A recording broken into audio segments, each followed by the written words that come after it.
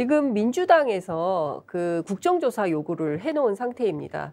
그 대통령실 이전, 그 다음에 관저 인테리어 공사, 그리고 대통령실에 뭐 좀 이해가 안 되는 사적 채용 논란이 네. 계속 있습니다. 그리고 또 보니까 대통령 취임식에 초청했던 그 초청자 명단들을 보니까 김건희 여사를 통해서 초청된 인사들 중에 뭐 보수 유튜버들이 너무 많은 거 아닌가. 이 도대체 이런 문제들이 이제 여당에서는 민주당이 지금 그런 문제 제기할 이유가 있냐, 국정조사 하려면 전임 정권 거를 해야 된다 이런 주장을 하지만 지금 제기된 이슈들은 전부 국민적 의혹이거든요. 네. 이 문제에 대해서 민주당이 좀 어떻게 대응하실 계획이세요? 저는 국정조사 요구가 조금 늦었다고 생각하고요. 네. 조금 더 빨리 했어야 됐다. 그리고 왜냐하면 그러니까 국정조사라는 걸 하는 이유가 도저히 국회의원도 조사를 할 수 있는 권한이 없지 않습니까? 네. 진실을 파헤쳐야 되는데 국민들은 거기에 대해서 의문을 품고 뭔가 비리가 있고 부정한 것이 있을 거라는 문제 제기를 언론과 국민들이 하고 있으면 네. 누군가는 해야 되는데 거기에 대한 자료도 오지 않고 해명도 마뜩치 않게 오고 있습니다. 네. 그러니까 아주 그 사례를 들면 그 대통령 순방에 민간인 수행원이 갔던 그 사안에 대해서도 이제 저는 청와대 근무를 해봤으니까요. 네. 대통령의 모든 일정과 동선 이런 것들은 그게 실행되기 전까지는 다 1급, 2급 기밀입니다. 실행이 되면 이제 그때부터는 3급으로 넘어가는데요. 근데 그 1, 2급 기밀에 민간인이 접근했던 겁니다. 그러면 이 사람한테 보안 서약서든 보안 계약서든 뭐가 됐든 간에 네. 그런 게 반드시 있어야지 상식적이겠죠. 네. 문재인 정부에서는 그렇게 민간인이 접근할 수 있는 통로가 아예 없었기 때문에 네. 그런 서류 자체도 없습니다. 근데 새로운 걸 하셨으니 네. 그럼 그 보안 장치를 해놨어야 되는데 그래서 제가 외교부 장관에게도 대통령실에도 끊임없이 그 자료를 요청했고 공개적으로도 요청을 했고 대정부 질의에서도 요청을 했습니다만 네. 아직까지도 그 문서가 오지 않고 있어요. 아, 그래요? 네. 그래서 그 당시 외교부 장관을 통해서 그러면 그거를 안 주니 그러면 그 당시에 이 수행원들이 기타 수행원이라고 자꾸 얘기하니까 네. 수행원 명단을 다 보여주진 않더라도 그러면 그걸 우리라도 좀 보자. 3급 네. 기밀이라서 줄 수 없다는 겁니다. 그래서 한번 봅시다. 해가지고 봤더니요. 네. 기타 수행원이라는 말 자체가 아예 없고요. 그리고 그 당시에 그 행사 기획을 전담하는 사람으로서 그런 전문성으로 전체적인 행사를 기획했다라고 얘기했잖아요. 맞아요. 그러면 의전 비서관실로 소속이 돼서 갔어야 맞지요. 네. 그러나 저희가 확인을 해보니까 예. 부속실로 돼 있는 겁니다. 부속실? 부속실이라는 건 대통령을 아주 근접해서 수행하는 사람들이거든요. 네. 그러니까 바로 옆에 있는 1부속실, 2부속실. 예. 그 논란이 되는 2부속실. 그게 이제 부속실인 겁니다. 예. 거기 일원으로 이 사람이 이름이 올라가져 있습니다. 즉 의전으로 갔어야 되는데 그것도 아니라는 게 거짓 해명인 게 이제 드러났던 거거든요. 네. 근데 여기에 대해서도 사실은 대통령실에서 거짓 해명을 했음이 밝혀졌음에도 불구하고 인사조치된 것을 보지를 못했고요.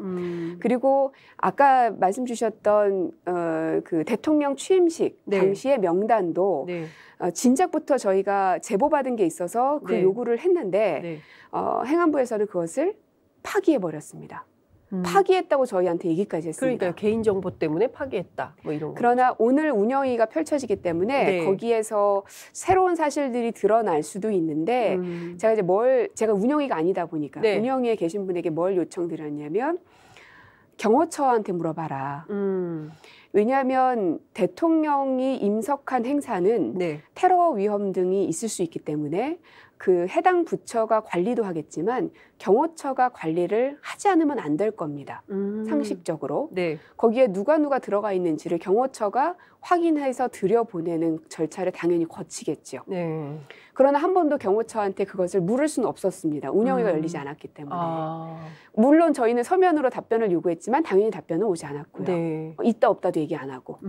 그래서 오늘 아마 운영위에서 그 이슈가 좀 있지 않을까 싶은데 만약에 그게 만약에 경호처가 있는데도 보이지 않았더라면 그거는 좀 문제죠.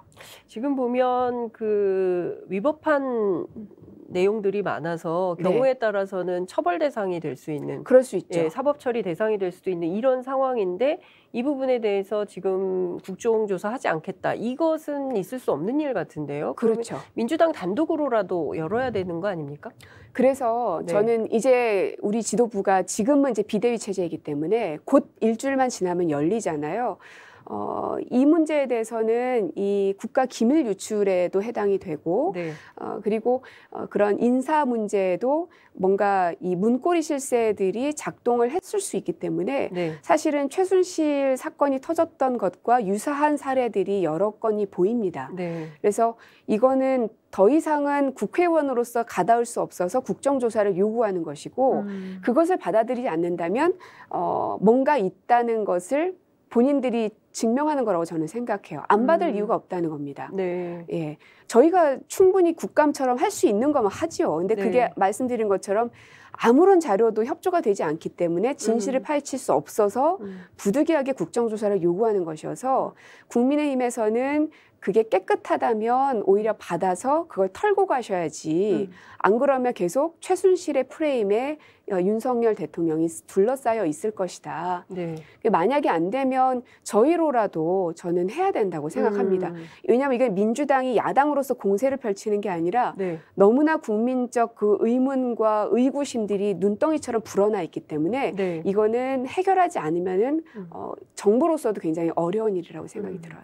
그러니까요. 그런데 지금 보면 사실 국민의힘 내부도 이준석 대표가 이제 비대위 효력정지 가처분 신청을 해두고 본안소송도 제기한 상황인데 어제 폭로한 내용을 보면 윤핵관이 경찰 수사에 개입하고 있다. 이게 만약에 사실이라면 누구나 그렇게 대상이 이준석 대표뿐만 아니라 그 어떤 정치인도 또 내각에 있는 누구도 뭐 그 대상이 될 수 있는 거 아닙니까? 이것 또한 어떤 그 위헌이다. 그리고 또 그 정부의 권한을 넘는 이런 얘기다라는 비판이 나오더라고요. 그래서 맞습니다. 이것 또한 국정농단의 하나의 프레임 안에 엮을 수 있는 거다 이런 비판도 있던데 그러니까 결국은 민정수석실을 처음에 없앴던 이유가 다 있는 겁니다.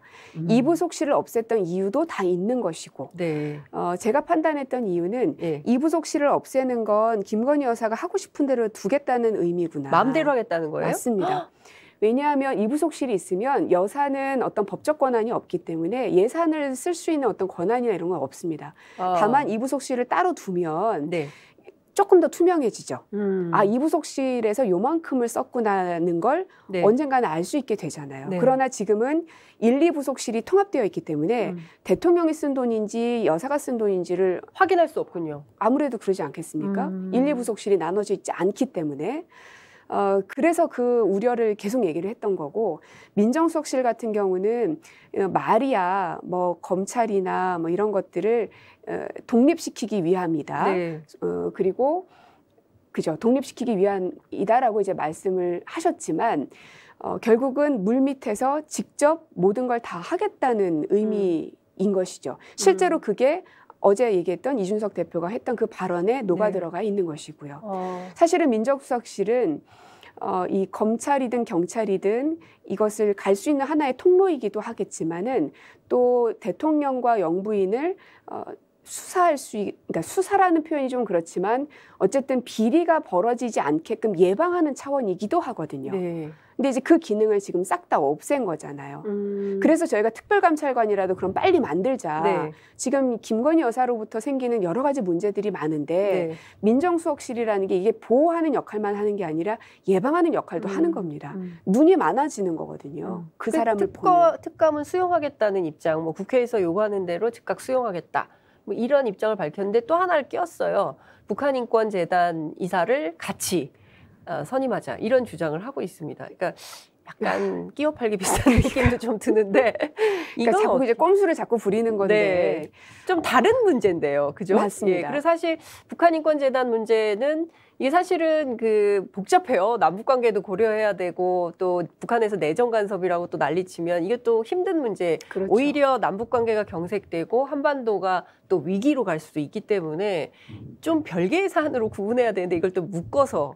그래서 저는 이 정부가 무능하다는 겁니다. 그러니까 묶으려면 국민들이 납득하고 이해될 만한 것을 묶어야지 묶이는 거 아니에요. 네. 물타기를 하려고 해도 이해가 가능해야 물타기가 되는 겁니다. 네. 이게 생뚱맞은 것들을 하니까 자꾸 무능하다는 소리를 듣는 거죠. 네. 그래도 특감을 받겠다고 한 것은 긍정적으로 평가하십니까?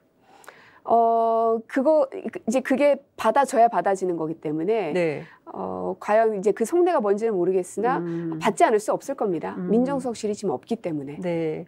지금 보면 막 온갖 법사 문제면 사실 역대 정부에서 잘 있지 않았던 새로운 지금까지 우리가 알던 정부의 모습과는 굉장히 다른 새로운 유형을 만나고 있기 때문에 국민들도 당황하고 야당도 좀 당황하고 이제 이걸 어떻게 봐야 되는 것인가에 대한 궁금증들이 또 많이 있는 상황이다. 이런 생각이 좀 듭니다.